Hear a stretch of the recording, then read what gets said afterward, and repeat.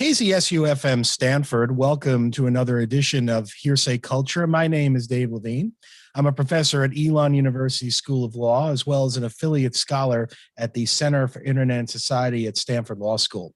Today, I'm very excited to have on the show the eminent jazz trumpeter Jeremy Pelt, who is a critically acclaimed not only trumpeter, but composer, educator, recording artist, and producer, and now let's add author of the new book. And I hope I'm pronouncing, Jeremy, I'm going to jump in.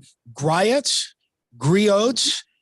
Griot, yes, and there we go. Butchering the first word of the book, Griot. A wonderful new publication focusing on black jazz musicians, and we're going to talk about the term jazz over the last 50, 60 years.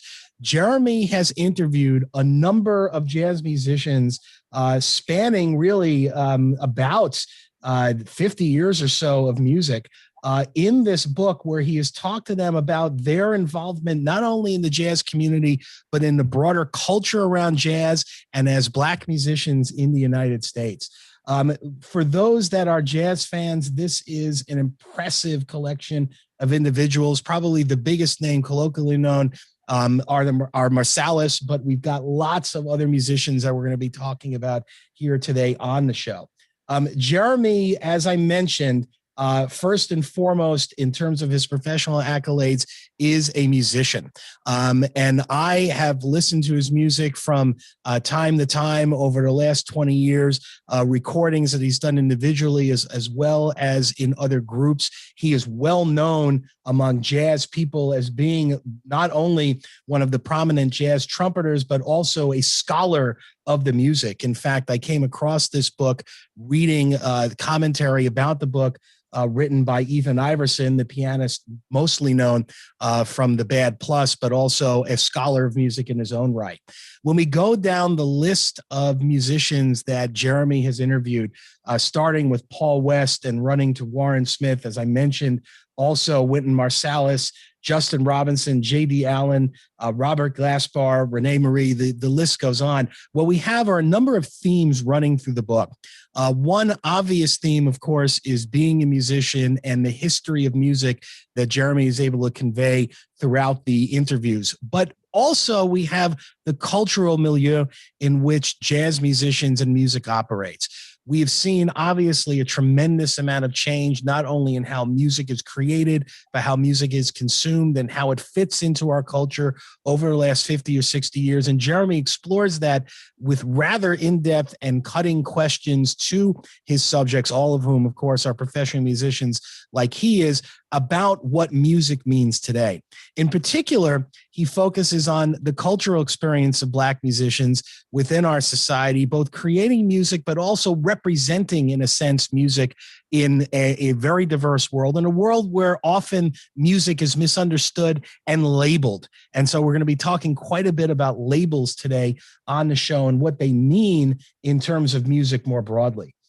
The book itself, in my estimation, is written, of course, not just for fans of music, but in fact, people that are fans of excellent writing and excellent discussion. In order to pull information from individuals, and I use the word pull in a very advised way because sometimes it's difficult. It is like the proverbial pulling teeth. Asking the right question is essential. And it's something that I work on nonstop as an interviewer. It's something that Jeremy undoubtedly works on nonstop. And so reading his book is also the art of the question. There aren't a lot of books written in that space, and Terry Gross has written them, and some other folks have transcribed interviews, but there aren't a lot of books. In fact, there's really one other, maybe one or two others that I can think of that focus on interviewing musicians the way that Jeremy has. And so this is a wonderfully rich opportunity to get into a multiple of issues, from the English language to music, to the Black community's experience in this country and really internationally today. And so I'm super excited to have Jeremy joining us via Zoom from New York. Again, he has released 18 solo projects and appears on over 100 releases as a featured sideman. As a band leader, he tours internationally with his quintet, the Jeremy Pelt Quintet, and he has appeared even within the COVID world that we have been stuck in over the last year streaming. He's on the faculty at William Patterson University since 2006, resides in Harlem, joining us via Zoom on May 26, 2021. Jeremy, thank you so much for joining us today on Hearsay Culture. Thanks for having me. So, Jeremy, let me jump right in with, and I already butchered it once, right? Just the key interviewer. Speaking of asking great questions, maybe the title should be pronounced correctly. What is the meaning of the title, and what is your inspiration for putting this book together? Talk about some of that experience as you talk about the introduction with your grandparents.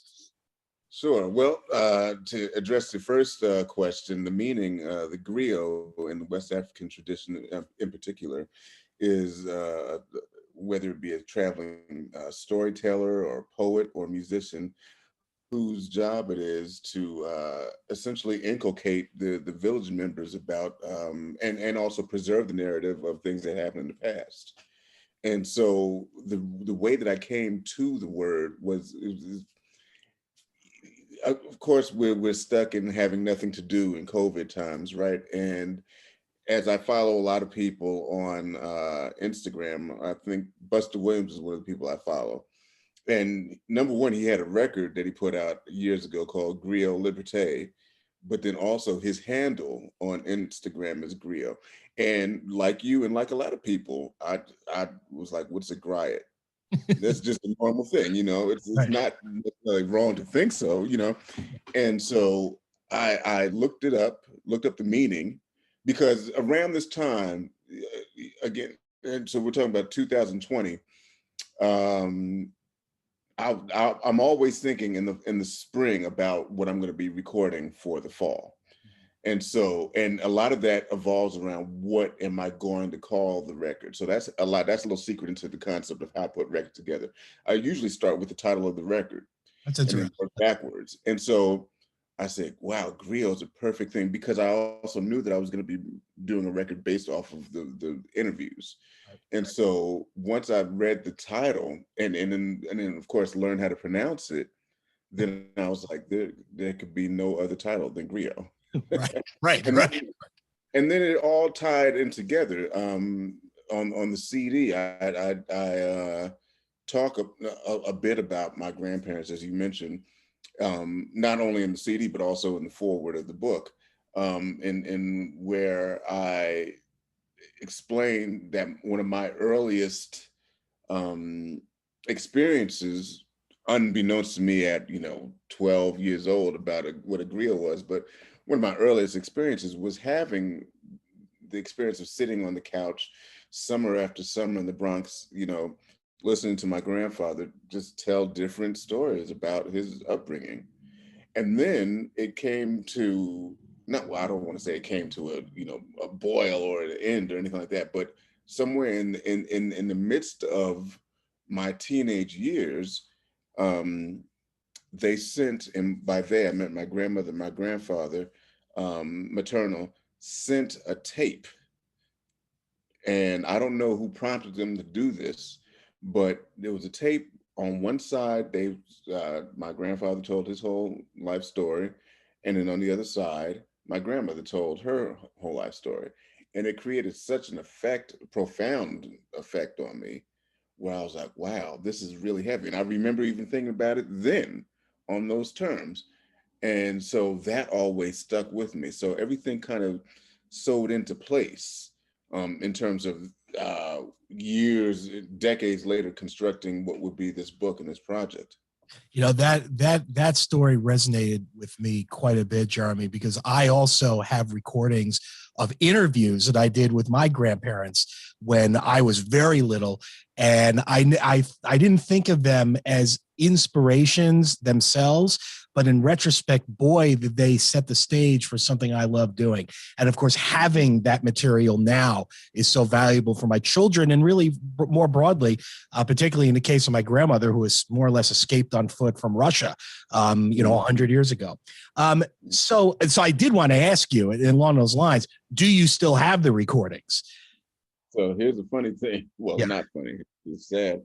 Um, these things got lost. I'm going to go ahead and say that it got lost somehow in the shuffle. They were not definitely given to me, so this would have to fall under my mother.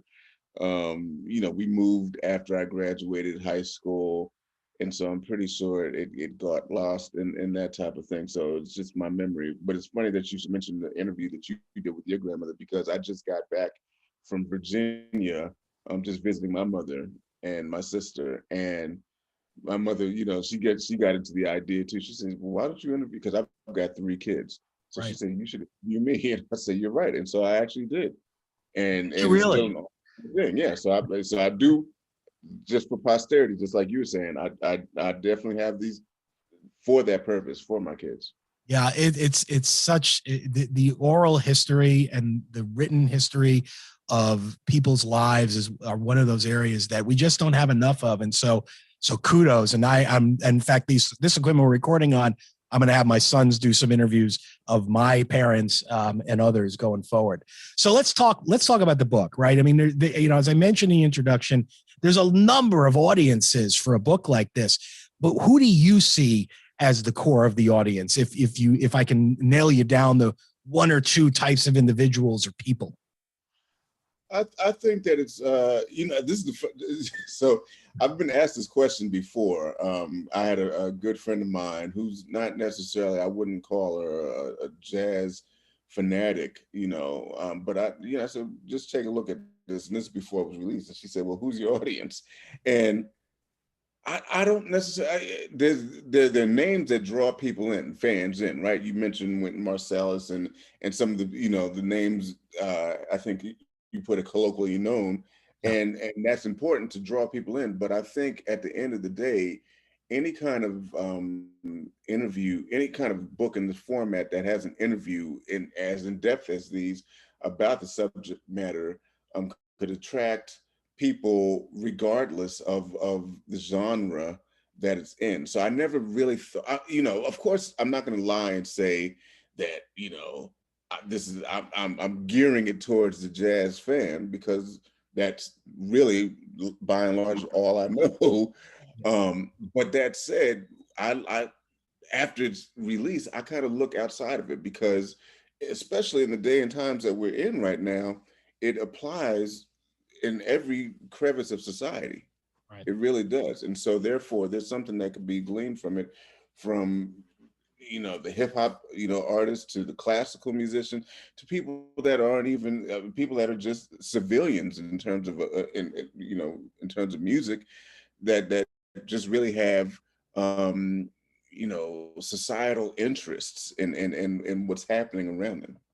It gets into one of the challenges that I alluded to, which is how you select who you interview. So why don't you tell us a little bit about that? Because there is a chronology, right? I mean, it's not evident initially until you start reading it. It's like, oh, every interview that you do starts with, here's the date I was born and where. And it's an interesting way to begin the discussion. So why don't you tell us more about that?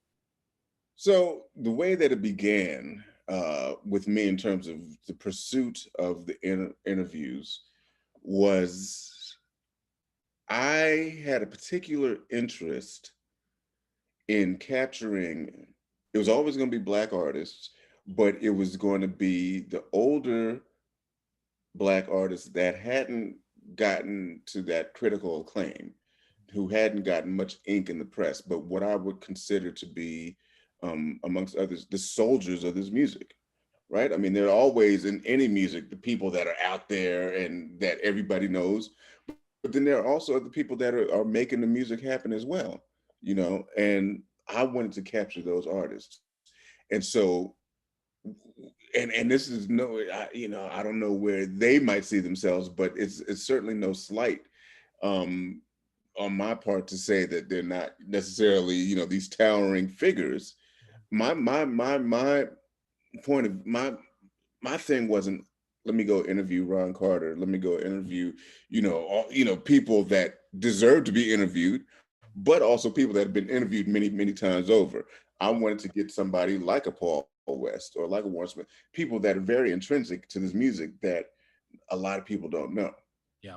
And so that's what I started to do. And so I started with Paul because I'd known Paul since ever since I moved to New York. And then after that, I went to Warren Smith because of the same reasons. And then it occurred to me, I was on the road with Kenny Barron, and we had a couple days at the Regatta Bar in Boston. And, we're in the same hotel, and we've got time off right between when we had to play. And I sat in my room and I was like, and Kenny's such a kind soul anyhow, such a patient, very beautiful man. I said to myself, I would literally kick my own behind if I didn't interview him. And Right. he's not here. And so that's when that started to connect, right? And Kenny Barrett is, of course, especially on the upper echelon these days of names that, he's in his 70s now. So, okay, I said, well, you know what? Maybe I shouldn't be so, I guess, for lack of a better term, narrow-minded in terms of my scope. So then I said, okay, Kenny, I'm going to get Kenny. And then I started to think again, because my good friend Jonathan Blake, we're the same age, drummer, great drummer. Yep. He was on the gig, and he's been on Kenny's gig for many, many years. And I thought, yeah, let me get Jonathan too. And so then that's when the generational thing got there, because then I was like, I'm just going to get every Black musician I can. Right. Yeah. And that's what it turned into. Because then, one of the things that I started to realize is that I have amassed over 20 plus years the respect and the contact with these cats. Right. And I might as well use it while they're here. I didn't get a chance, and I've known Jimmy Heath for many years. He gave me great opportunities, and I wish I'd have gotten a chance to interview him. Mm-hmm. But those are the type of things that went on in my head. It's like, while I have this access to people that believe in me and trust me, I might as well go ahead and jump on that. Yeah, no, absolutely. And I tell you, Jeremy, there are increasing overlays with exactly what I do with Hearsay Culture, because I've done the show for 15 years, and my inspiration was to bring scholars to the fore using Stanford's platform that otherwise would not have access to it, because they aren't at the right school, or they don't have the right people pushing behind them. Every industry has its levers. And so the exact same mindset went in. And I thought, you know what? Why not also interview the founder of my field for whom I work, Larry Lessig, who at the time, who doesn't need Hearsay Culture, the new radio show on Stanford, to get his word out. And so I started merging the two, and the rest, as they say, is history. Now that very much resonates, which gets to the other question, right? In terms of the craft of what you're doing. And we're chatting with Jeremy Pelt, author of the new book, and now I'll pronounce it correctly, Griot, interviewing Black jazz musicians. So how did you choose the questions? And I know listeners might think, boy, is this inside baseball, but this is exactly how the craft is done. How did you pick the kinds of themes and questions that you wanted to ask of these individuals? Because presumably you didn't know all of them, by the way, right, prior to interviewing them. So what do you say about that? A lot of it is based off. So, one of the things that we haven't talked about yet, but I'll say that my huge inspiration for this book is Notes and Tones, Art Taylor's Notes and Tones. And a lot of his line of questioning really stuck with me. And continuing on with that, the final kick in the pants that gave me the impetus to decide that I'm going to be the one to go and interview people was when I was sitting on my couch in 2018 and watching an interview on YouTube that Warren Smith conducted with Art Taylor. This is back in '94. and it was an hour and a half, and it was just a beautiful interview. And there were some things that he touched on, especially in regard to race relations in the time that he was coming up, that was that blew my mind, that these were some of the things that I started to write. And so I wrote down these questions because I, in turn, wanted to use the same kind of questions that Warren Smith used on Art Taylor, who's, Warren is only really like 5 years younger than Art, but I wanted to use the same questions on the older cats. So I wrote these questions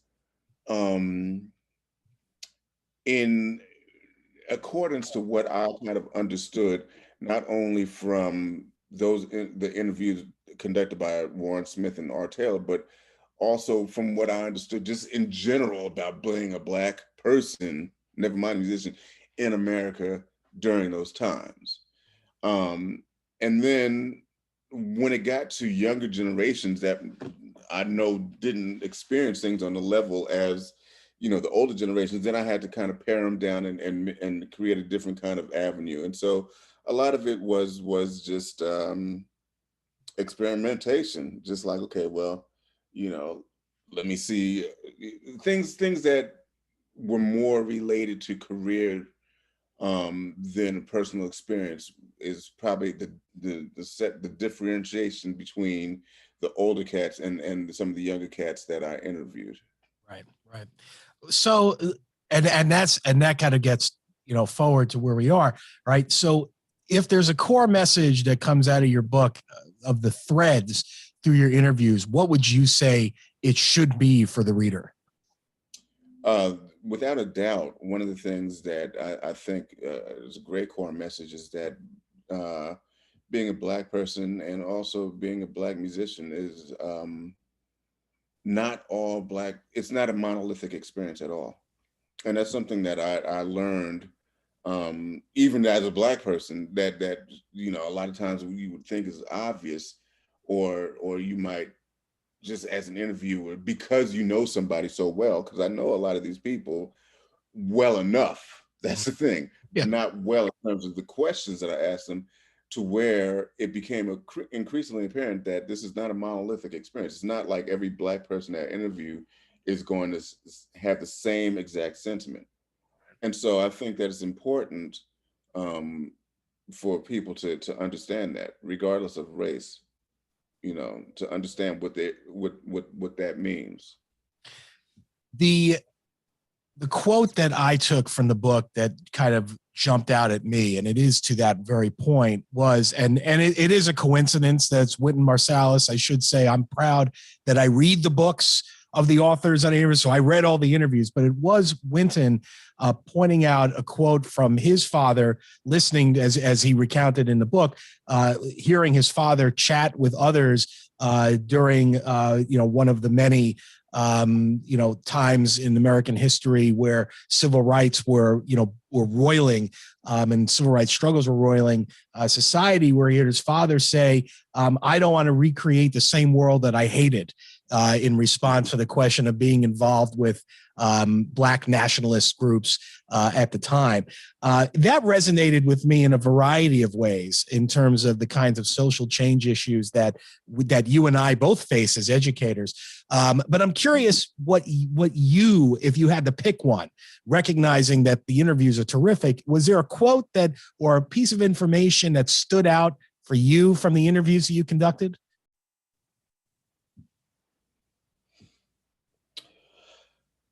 It's hard to narrow down one. Of course, yeah.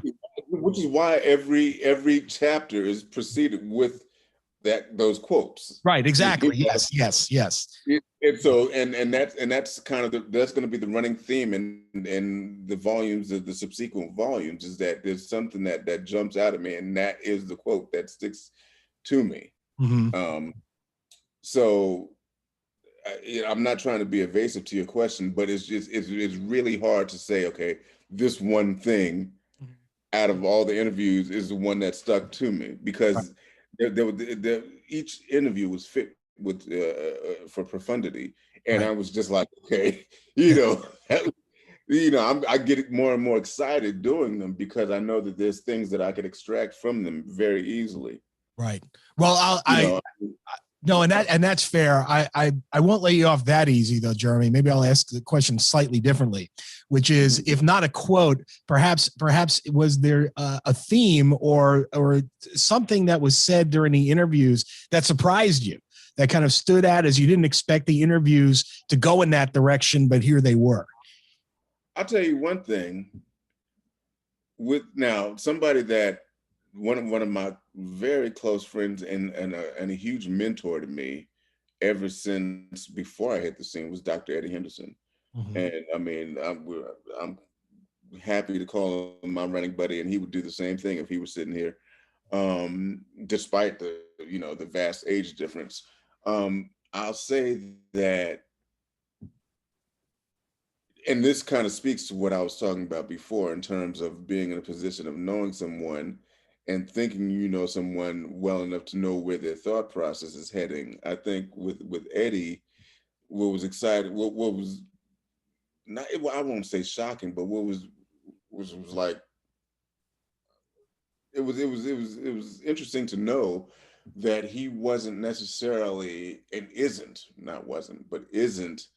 necessarily pro, like a kind of the raging Black nationalist that I would think coming out of Oakland at the time when it happened. And just for listeners that aren't familiar, just a little bit more of that backstory for those that don't know to what you refer. Yeah. The backstory. Well, I mean, Oakland, for those that don't know, especially in the mid '60s, was a hotbed, and it's also where the Black Panther Party was established. Right. And him coming of age, I mean, even quite possibly past that. I mean, 1968, 1969. I mean, he's well on his way, a few years shy of 30. And he's about to head to the East Coast. Again, he was born in New York, but he was reared in San Francisco. So he was around that. And as he worked on his degrees, of which he's got a few, then he joins Herbie Hancock, and the group becomes M1DC. It certainly wasn't M1DC when he joined the group. But, somebody like M. Tume, who's Jimmy Heath's son, comes and says, okay, these are the names that you guys should be. And it's embracing Black culture. I mean, I think it's easy, and it's also a kind of a romantic concept for somebody that's of a significantly younger age that wasn't there to really kind of run away with the thought that, most Black folks that were, mobilized during that period were really in line with that the kind of thinking of, all right, look, we got to take what we deserve it by any means necessary. I mean, we go and we get shirts printed and everything like that, and that's not to say that I disagree with that sentiment at all, because I'm completely for it. But we kind of, when I say we, I'm talking about sometimes people, kids, cats in my generation, certainly younger generations, kind of get swept up in the thought that everything was a kind of on a militant coup type of basis, and everybody was there. And right. So talk to Dr. Henderson, he, like a lot of people, like, you mentioned with Winton, talking to his father, was gentler in terms of what he wished would happen with humanity. Everybody's thinking more on a humanity basis. And so that was something that was enlightening to me. Yeah. We're chatting with Jeremy Pelt, author of the book Rio, on KZSU-FM Stanford and Hearsay Culture. For those of you that listen regularly, you know that KZSU is a nonprofit, non-commercial radio station at Stanford University that requires donations from listeners like you to continue its diverse programming. You have a couple of ways to make a donation to KZSU. You can email our underwriting department at underwriting@kzsu.stanford.edu, or you can go to our website and click on Donate to KZSU. Regardless, we hope that you keep listening. So, last quasi inside baseball question, Jeremy, before we open up to some broader discussion. But this is another reason why the book resonated with me and should resonate with Hearsay Culture listeners, which is the notion of the expert to expert interview. And that may sound elitist and a bit obnoxious, but the fact is, you are an expert as a professional jazz musician, interviewing other professional jazz musicians. And I'm curious what your take is on the expert to expert. There isn't a lot of that out there. And it does run the risk of getting so inside baseball that you run the risk of saying, well, the only people that would want to listen or to the interview or read the book are professional musicians or people who want to be professional musicians. And of course, as you just alluded to, you move beyond that. But I'm curious, how you see the expert to expert process working out in a book like yours. Well, I think it's first of all, I'd almost argue with you that I don't necessarily think about it as expert. It is what it is, but I never went into it with that thought process of expert to expert. Certainly, it's something that is parallels and in a sense, my whole thing about doing these interviews is that I think the thing that makes these things work is somebody with like experiences, right?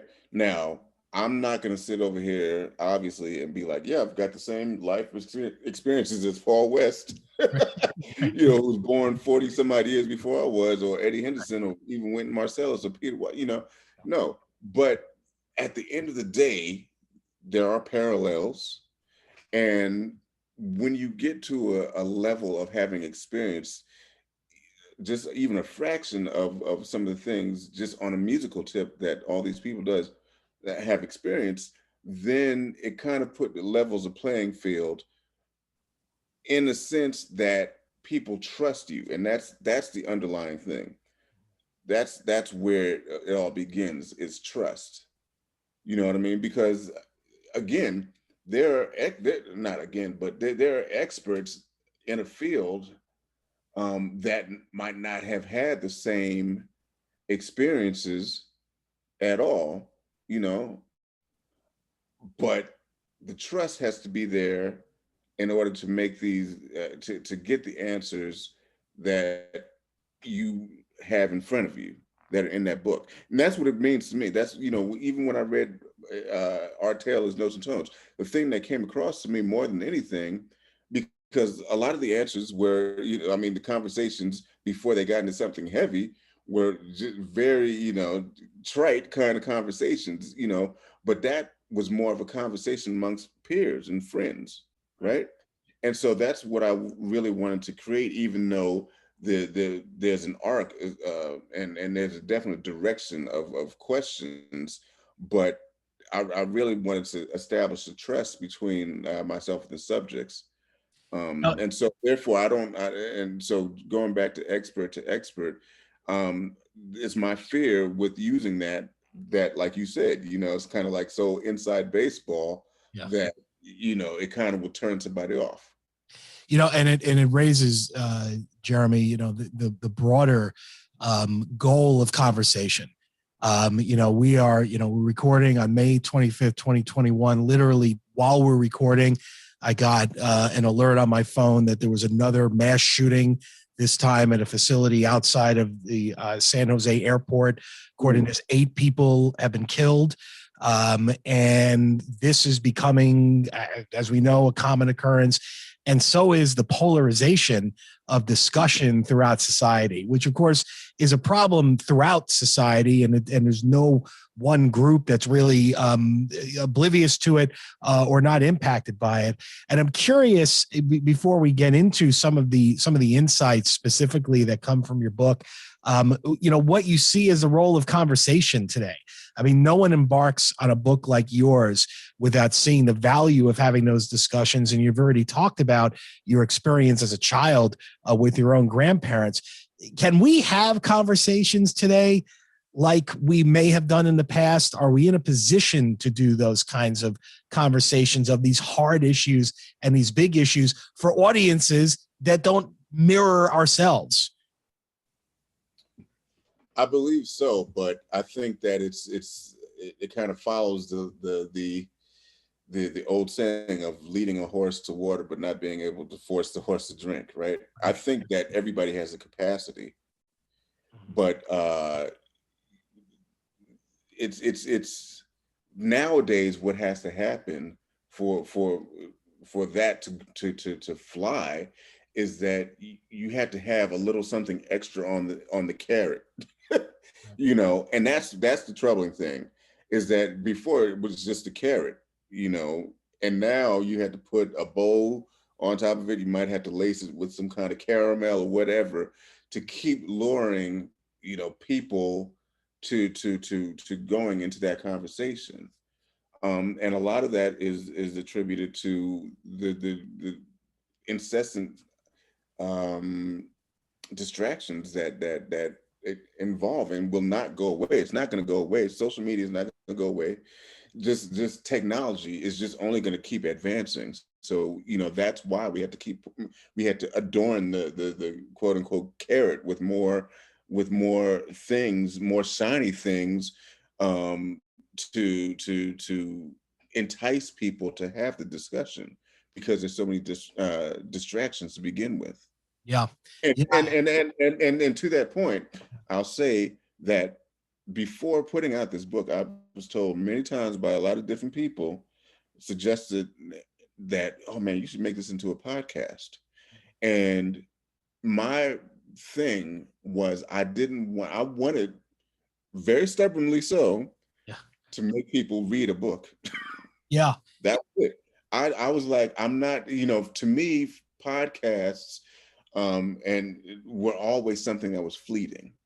You can even have your favorite podcast. Don't get me wrong. It's obviously wildly accessible and popular, especially amongst younger generations, but they're still fleeting. I was interested in having something that you have to open up and you have to bring yourself to. And then when you're done, you put it on a shelf. And because it's a book, I don't know of many people that throw away books. You know, they might give it to somebody else and say, I just finished this. I don't feel like taking up all this space. Here, you read it. But it gets passed down in some type of way. And so that's what I really wanted to do, to that effect. No, and you know, it's funny because I was going to ask you, why read an interview? That was something that Terry Gross mentioned in her book, you know, of course, you know, but in her case, literally transcribing radio interviews into a book. Why read them? And I think you've answered that question, because there is a fleeting nature just of the internet alone, right? And the bits, you know, for lack of a better phrase, that disappear, not to mention, of course, you know, the medium itself, which raises one other question, since you brought it up, that I wanted to get to. You know, going back to this idea of maintaining our history, when I teach intellectual property law, I tell a story involving, the tragically died too young Clifford Brown. And for those that aren't familiar, I mean, Jeremy, you might agree. I mean, Clifford Brown, who died, I believe, at 26, tragically in a car accident, is generally considered to have been, even in the short amount of time that he was recording, one of the great jazz trumpeters of all time, who played with Max Roach and others. Long story short, there is apparently one 4.5-minute clip or so of seeing a video of Clifford Brown playing, and it's from a kinescope recording from Soupy Sales show in Detroit. I'm sure you know that. I see you nodding. For those who are familiar, that happened to be held onto by Soupy and was discovered by an archivist about 20 years ago or so. Other than that, we have no visual recording of one of the great trumpeters, which raises this issue, I think, of the permanence of medium, right? And the permanence of the medium. And God willing, we're not going to lose, and we already have lost so much of television, not to mention live recordings and so forth. So you make a great point there. Let's pivot with Jeremy Pelt, author of the book Griot, to another issue with regard to conversation, Jeremy, that I want to allude to, and that we discussed, that I alluded to a few minutes ago, and I want to come back to, which is the idea of labeling, right? Which seems to also be an issue in terms of how we communicate. one of the themes in your book that came through, and it seems like you purposefully asked this question of all of virtually everyone you interviewed, is what they thought or think of the term or label jazz to describe their music. And it probably would surprise a lot of people to know that it's a controversial term. The conversations that you had with folks, and I want you to talk about them, reminded me in part of James Baldwin's famous commentary on the use of the N-word, particularly being that is a word that others label Black people with and represents their views and their problems, and is not a representation of himself.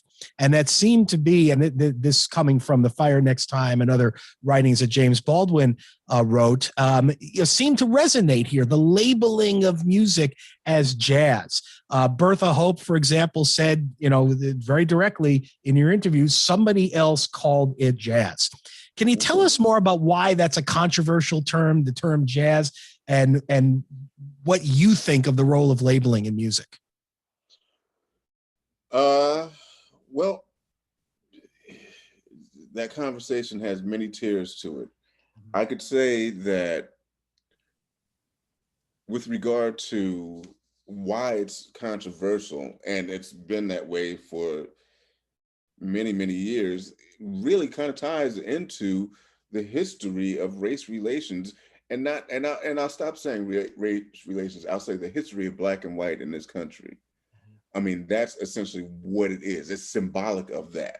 So when you say jazz, you're faced with the controversy of a nation that's divided. And so when Bertha Hope and other people say, somebody else called it that, it creates a nasty taste in some people's mouths, because that means that we still have no control over something that we created. You see? So by us saying that, by us saying jazz, it's still by and large something that's created by a white person, because it's something that they use to call the music. And so that's part of the controversy. That's a major part. I think that is the controversy of the use of the word. And I'm sorry, what was the other question? No, just, and the broadly, you're getting to it, the role of labeling generally in music, right? I mean, more broadly, you're raising obviously a very significant cultural, right, and an identity aspect that of course pervades our society, as you just alluded to, which is the role of race. But labeling in music also, right, is, this is that kind of music, or it's this kind of music. And of course, jazz, as we understand it, has had even within the jazz world, there's criticism of certain jazz musicians as being too poppy or being too mainstream and all this kind of stuff. So I'm curious about labeling more broadly. Well, I think that, by labeling things is shooting yourself in the foot. And I think that's across all genres of music, right? I mean, one of the things that you hear about the good old golden days of radio, let's say, when music was being played on FM radio, you would have jazz next to an R&B song, next to other flavors of music, and that was when it was more inclusive of and considerate of all music being produced at that period. Now, the reason why labeling shoots everybody in the foot is because it automatically forces the listener to make a gut decision about what they're going to want to listen to. And jazz definitely, more so than a lot of music, in my opinion, it bears the brunt of that, right? Because depending on how you were exposed to it, you can go running for the hills. Yeah, we're going to go to a jazz concert. Oh, no, I don't want to hear it, because you might think jazz is just that one thing that you heard that you weren't into. I mean, there's some people, you don't have to, look, if somebody exposed you to John Coltrane playing Sunship, right, you would have no concept of the fact that, 10 years prior to that, he's playing on Prestige and he's playing Violets for Your Furs and all these different songs and ballads and whatnot that were probably that were more easy to listen to. Mm. So your concept based off of that was, nope, that's jazz right there, Sunship. I'm not into it. You know what I mean? I remember, and look, I remember 20 years ago, I dated a young lady for a few different years. She was a scientist, and I was still a jazz musician, still doing. I was on the up and up doing my thing. She was really into Max Roach and the Cecil Taylor concerts in the 70s. Uh-huh. I was not into that. I couldn't even, but they used to have these concerts in Columbia University, right on the quad there. And they had a recreation of this. Cecil was still alive, Max was still alive. And they did it there, and she's into it. And I'm like, what? I wish that I could hear what you are hearing, because to me, I mean, as great as both of them are, that's not my cup of tea, you know. But that was more from an informed point of view, and I challenge myself daily to get closer to that. Whereas we're not in a society anymore that's going to have that kind of patience. Right. You know what I mean? Right. It's a patience, and so therefore, people that are outside the scope of what we do, you know, are really into the use of labels because it clearly identifies what they are willing to go for. Yeah. And that's an unfair advantage. It's not even an advantage. It's unfair to the music that's being created, because you could actually dig what's happening and not know it at all. Right. Well, and you know, which gets, you know, broadly to, of course, you know, the industry, you know, itself, where, you know, you already alluded to it, right? You interview folks that are professionals who are sidemen or just otherwise don't have the same accolades as a Wynton Marsalis, because you see the value in their work, but yet you do have to interview, although, you know, as you pointed out, obviously Wynton Marsalis stands on his own right as someone worthy of being talked to, but you do it a bit because you got to sell books. And in the same way, we see that with music. And I'm curious, you know, as we, you know, think about the broader implications of this kind of labeling, you know, whether a lot of what's happening, even today with jazz, which doesn't have, you know, the same kind of audience, obviously, as other genres of music have, is still at the end of the day about how to get people to part with their money. Mm-hmm. Yeah. Yeah, absolutely it is. Yeah. Yeah, you're right. It's like, yes, you know, yeah, and I'm moving from there.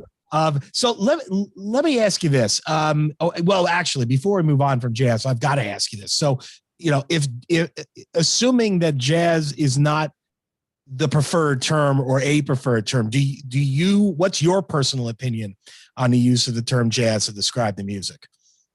So this goes back to the question that you asked maybe 15 minutes ago, which is, was there one comment that stood out to you, right? Yeah. And I'll say this.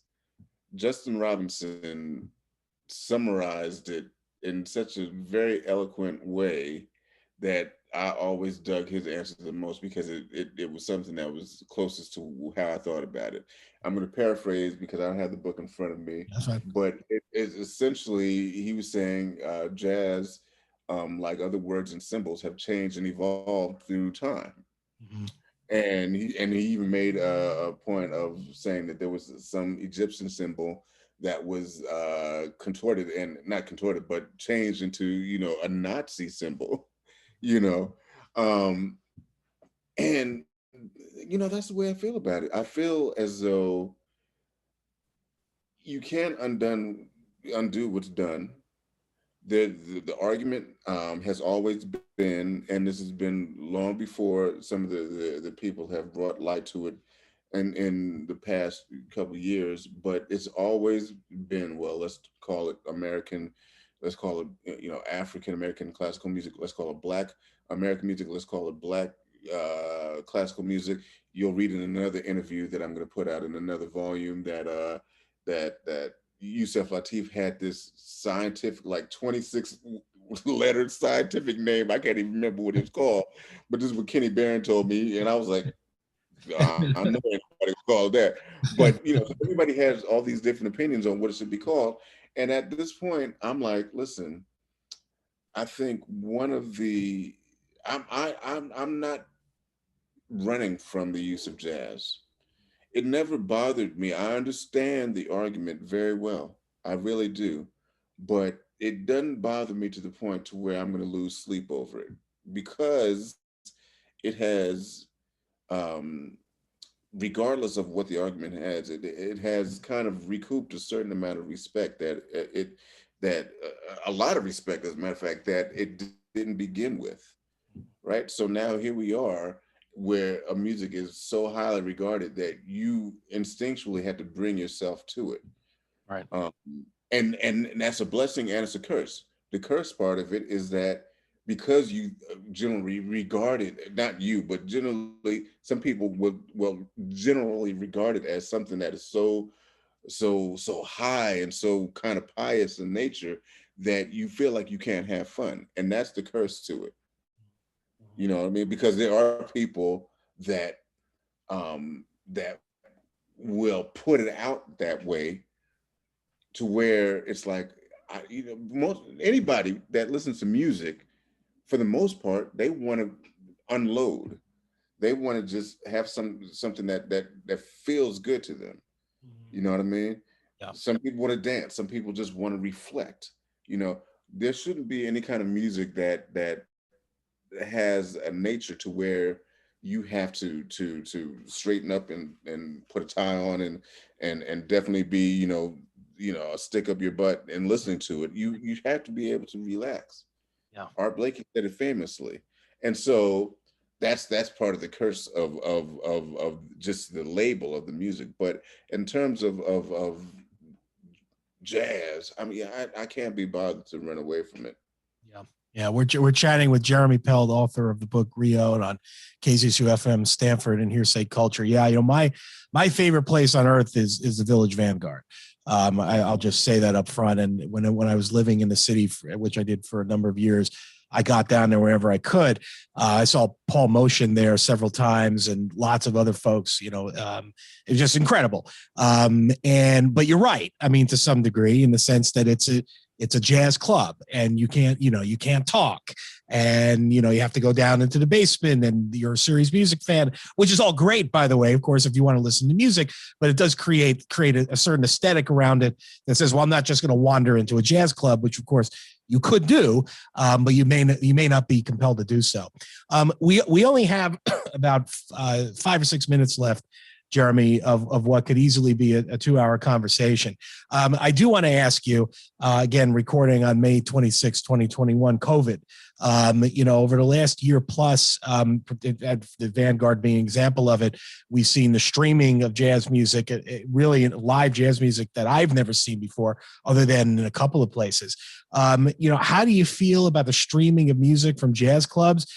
Do you think it's something that should continue now that, God willing, we are slowly emerging from the pandemic? And I know you've done a fair amount of it yourself. Yeah. I think that it was done. We all understand the reason why it was done, and we're very happy for the technology to exist to be able to at least have us out there playing and the masses to enjoy it. But I absolutely think that it should be stopped as soon as everything opens up. Absolutely, because I mean it's for the same reason that I say that I'm printing books and not doing a podcast. It's for that same reason, because if everybody gets and it kind of runs parallel to one of the hot button issues that's happening now in this country, which is people going back to work, right? That's what everybody's talking about. And you have on one side people that are like, no, I like working from home now. And now the struggle is, even with restaurants all the way up to the corporate level, is getting people back in the offices. And in our little world, we thrive more so on people being in those seats. And I understand the argument, well, what if we can't get to it, but we really want to see it? What if I'm in Antarctica, but I'm a huge jazz fan and I want to see a show? I understand that. Or you're in Greensboro, North Carolina, let's say. Yeah, you know, Yeah. I understand it, but I do think that there's a certain amount of preservation that exists when it's just something that takes place in this one room for this audience. Mhm. Now, that said, if you're going to do that in tandem with the live performance, then the other half of that is that there has to be a high equity for the musician to make what is fair. And that is also, as much as a lot of people don't want to talk about it, a very hot button issue, Right. right? That goes into ownership of the stream. That goes into a whole bunch of, things that are not as easily accessible. Before, when we talk about the record business, we were talking about things that were tangible. How much are you getting off of this one unit sold? Then it gets spun on the radio. How much are you getting from the spin of a song? Now, in the past 15 years, streaming is everywhere, right? So now, whereas before, where the rate the royalty rates weren't much, even when it was a standard CD or a record. Yeah. Now you're going from making 14 cents or something like that a spin to making .0001 cent for a stream, Right. which is ridiculous. Right. And somebody's getting rich because somebody always gets rich. Right. So that's another reason for it not to be that way. There's all these inner workings, which is unfair for the true jazz fan, that just really wants to experience it. But until there's a certain amount of parity amongst the business aspect and the musicians, I don't think that it's a good idea. Which, of course, that's a topic for hour 2 of the interview, and maybe I'll have to invite. In fact, I will invite you back, Jeremy, and I'm serious about that to continue the discussion, because there are huge issues there, and that's been a big focus of Hearsay culture, by the way, for the last 15 years, which is the intellectual property and ownership rights around music.